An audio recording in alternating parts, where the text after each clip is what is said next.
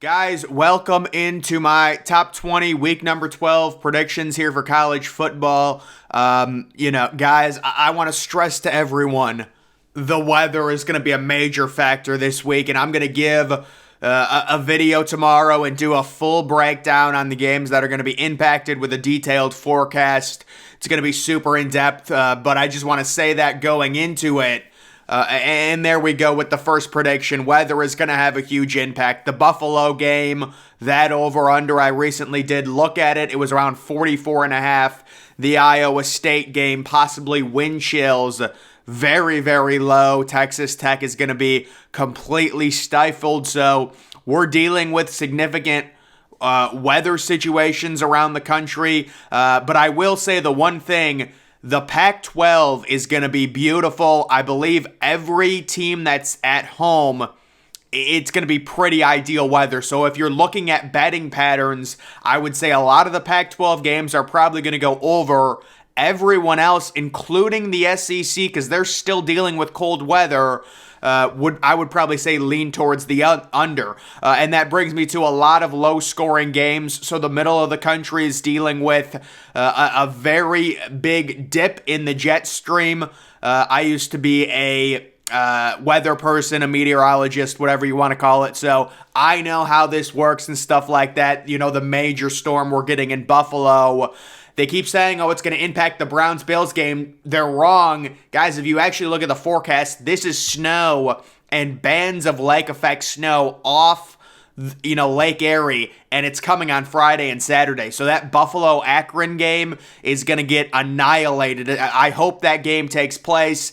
The MAC needs it to take place because the MAC conference, if it gets like 10 inches during the game, there's going to be so many eyeballs on it. People are going to love it. You can't be canceling it. If you want to get viewers, if you want people to know about your conference, yes, the game's going to be ridiculous, but still, you got to play it because it's a unique situation. So we're dealing with a lot of lower scoring games on Saturday. Michigan and Ohio State unders both hit. So I think both Michigan and Ohio State, they're big favorites. They're just going to want to win and rest their players. They're in similar spots. Michigan is at home. They're 18-point favorites. Illinois is a wounded duck. They've already lost multiple times. Chase Brown, their superstar, really only offensive player, is banged up.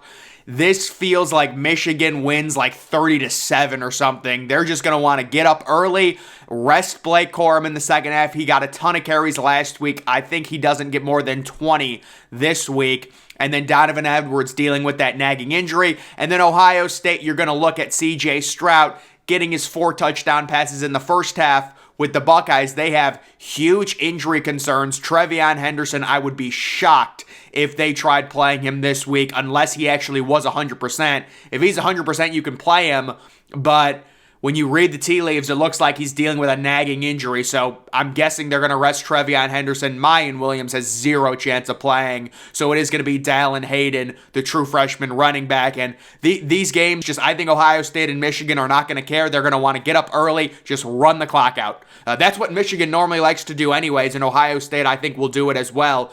UCLA beats USC. Bye-bye to the Pac-12's playoff hopes. So yes, guys, if UCLA wins this weekend, the Pac-12 is officially out of playoff contention. They need USC to win out.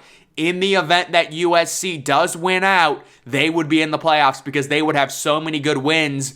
The main issue with USC, their metrics are bad, their defensive numbers suck, and that's going to be a big problem going into the Rose Bowl against DTR, Zach Charbonnet. I think UCLA is going to light up that USC defense. Probably a close game. We know how USC lost the first time really late by 1 point in Utah. That's actually a good loss. That's what's working for USC. Their one loss is really good. It's a road loss by 1 point to a really good Utah team. So that's another reason why if USC did win out, I do believe they would be in.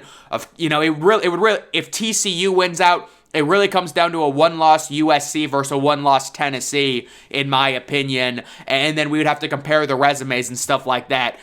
Oregon beats Utah at home in a thriller. So yeah, guys, a pretty good weather in Eugene this weekend. It should be a really good game. Kind of interesting line movement. I almost wonder if Bo Nix is injured or something, but Oregon opens as a 3-point favorite. Guys, that line has shifted 5 points. Utah right now a 2-point favorite, and I like Utah, but I just think because Oregon's at home, they did just lose, but they're going to bounce back. They're going to get this win by 3 points. It's a total toss-up. These are two really good teams, and I think the Pac-12 is going to have a really good bowl showing because they have a lot of really talented teams this year, and they're going to trounce some people because they have a deep conference. TCU at Baylor is a classic Big 12 shootout. So this is the big noon game. And guys, I am expecting both TCU and Baylor, whose offenses struggled last week, to come back and really supply significant offense. I see this game at 41-38, maybe 38-35. Somebody wins it by a field goal. We will see. Next, Georgia at Kentucky. Low-scoring, cold-weather game. So yeah, guys, I saw this. Everyone is betting the under. I understand why. You've got a Georgia team. You know, it really doesn't make sense how Georgia is so efficient on offense. Like, do they really have that many, like, any playmakers? I don't know. I know they have Brock Bowers. I get it. But it just feels like their offense is going to struggle one of these weeks, and Kentucky, they can't do anything with Will Levis. My God, they're probably going to score 6 points. So you talk about cold weather in Lexington, kind of similar to that Arkansas-LSU game. These SEC teams, they're afraid of the cold weather. They don't like it.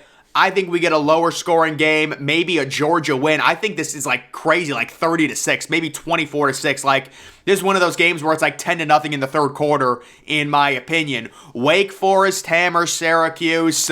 I'm shocked Wake Forest is only a 10-point favorite. I know Wake Forest is completely one-dimensional. They cannot run the ball, and they do have a bad defense, but Syracuse has been so horrifically bad on offense. They've gotten hammered. They really have regressed back to normal, and I don't think this line is big enough. I think Wake Forest wins this game like 37-10 at home with Sam Hartman. You know, he doesn't have many games left as a college player. He's going to really want to try and set some records for Wake Forest. Georgia Southern upsets Marshall at home. So this is just one of those games where Marshall has been a really inconsistent team, in my opinion, throughout this entire year. Marshall has had multiple straight really good defensive performances. Everyone's in on Marshall minus the 4.5. I'm going the opposite way. I'm saying Marshall, we've seen this before. They'll rope you in. They beat Notre Dame, then they have a bad loss. They won again, then they had a bad loss. Now they've won a couple more games. They are an inconsistent team. Georgia Southern has a really good quarterback. They throw for a ton of yards. They've got an explosive offense. I like them as 4-point underdogs at home. And then Boston College hangs with Notre Dame. Really, I mean, I like the under in this game. Honestly, I probably would say the final score is like 23-7. This is another cold weather game. Notre Dame, to me, their offensive explosion last week was an aberration, scoring 35 points in the first half and then getting shut out in the second half. It doesn't really make sense. So Boston College coming off that crazy upset win, they've got some momentum. They're not going to beat Notre Dame. They might not even come close to beating Notre Dame, but I do think they cover the 20.5-point spread. That's a big spread. And even if they lose like 27-10, 27-13, lower scoring, they will cover that spread. Next we have, it says week 11. I forgot to change it. Iowa at Minnesota. The under 32.5 actually hits. Guys, we need this to hit. It would be great for college football. This is a pretty low over-under. I think it's the lowest over-under of the year. I know there was one Iowa over-under that opened at 31.5, but it got bet up to like 37. So this has been stuck at 32.5 for like 3 straight days. I think this line opened at 34 and it's been bet down, and I think it'll probably just stay at 32.5. Personally, I know people are betting the over. I think that's fool's gold. I think Vegas wants you to bet the over, but who knows, man? I mean, you get a scoop and score, you get a pick six. This is such a small margin, but we also do have the situation where it's going to be in the teens. It's very cold in Minnesota, which means probably good defense, bad offense. Oregon State at Arizona State is high scoring, so Arizona State was completely grounded last week due to the cold weather. in Washington against Washington State. Now they come back. They're in Arizona. It's better. It's 60 degrees. And Oregon State has kind of found their footing with a new quarterback. So I like this game to be higher scoring. I think the over-under is only 54 in it. Pac-12 rules the day. So yes, guys, really, multiple people have said it. This is really not a good week for college football in terms of the games unless we get some radical upset like Maryland beating Ohio State or Michigan losing to Illinois or something crazy, like Kentucky beating Georgia. If we get all chalk, it is going to be a very boring day outside of the Pac-12. There's two big Pac-12 games. The one issue, one of the Pac-12 games is on at 10:30 at night. So I know you want to make it so it's 7:30 Pacific. You want to give them the night game, but in a day where we really have no other good games on the schedule, I would love to see one of those Pac-12 games be at 3:30 and the other be at 7:30. That's all I'm saying. But the Pac-12, those two big games, UCLA, USC, and then Utah, Oregon, that's going to be great. And the Pac-12 really is a good conference. Akron at Buffalo, it's a major snow event right now, guys, and there will be a huge, full, in-depth forecast as long as this game does not get called off, which the MAC needs to not call this game off. Their only relevance revolves around possibly playing, and this is nothing against the MAC, I'm saying they need this for their conference. If it's like 20 inches of snow, that's going to be great. Everyone's going to want to watch this game and see, the social media, it's going to be trending. If we get 20 inches, it's going to be crazy. It could be a 5-3 type game, or maybe even 0-0 going into overtime. You're not going to be able to play. You're not going to be able to move your feet. It's going to be impossible to kick. It depends how the band's set up. And we will see tomorrow when we get updates on the forecast, hour by hour, what is the situation in that game. Texas Tech, Iowa State, with a potential wind chill below 10. Guys, the actual low on Saturday night for this game is 7 degrees. Now, I don't think it's going to be at 7 degrees during the game. I think it's going to be at 7 degrees the next morning. But even if it's 12 or 13 degrees, if you get like a 4 or 5 mile per hour wind, if you guys know how wind chill works, that'll push it down below 10. That's why I love the under 47.5 in this game. How is Texas Tech's offense going to be able to operate? I don't know. UCLA 50 burger versus USC. I love the setup. I love the weather for this game. I love the situation with Zach Charbonnet and that offense going up against the suspect defense at home. They're going to be pissed off coming off that crazy loss to Arizona. Washington State with a 50 burger versus Arizona. So, yeah, guys, Arizona has a terrible defense. We know this. Washington State, they're going to want to break out. I think this game is in Arizona. It is. This game is at Arizona. And Washington State is a 4-point favorite. A lot of people have been on Washington State to cover the 4-point spread because Vegas overreacted to Arizona beating UCLA. They're really not that good. Just because they had a good win one week, you're going to have to do more than that. So, I like Washington State. A lot of people actually don't even know this. Washington State dropped a 40 burger on Stanford in the first half. So honestly, that's impressive. On the road, I think that's kind of impressive to me.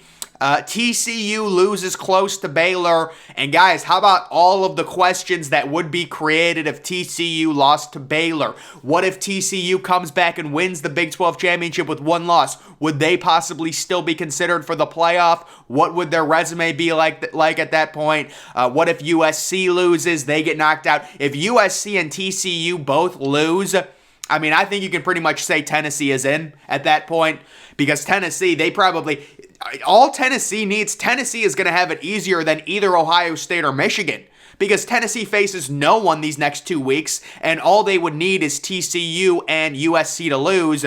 But of course, if those teams keep winning, then it gets really bad for Tennessee because they've got no more quality wins on their schedule. And guys, I apologize. Yeah, so I forgot to add the last two, but either way, that's good. Listen, it's just tough with these predictions. There's just no games. I'm saying it's going to be low-scoring games.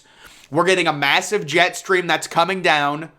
It'll all be covered tomorrow, and we are going to get a huge snow event in the Buffalo-Akron game with the over-under probably closing at like 35 points. I'm shocked the over-under in that game is still in the 40s, to be completely honest. Those teams are just not going to... we saw it with Central Michigan and Western Michigan. And that was like 3 inches Imagine about 15, 20 inches of snow. You cannot play in those conditions. You're looking at like a 7-0, maybe a 3-2 type game.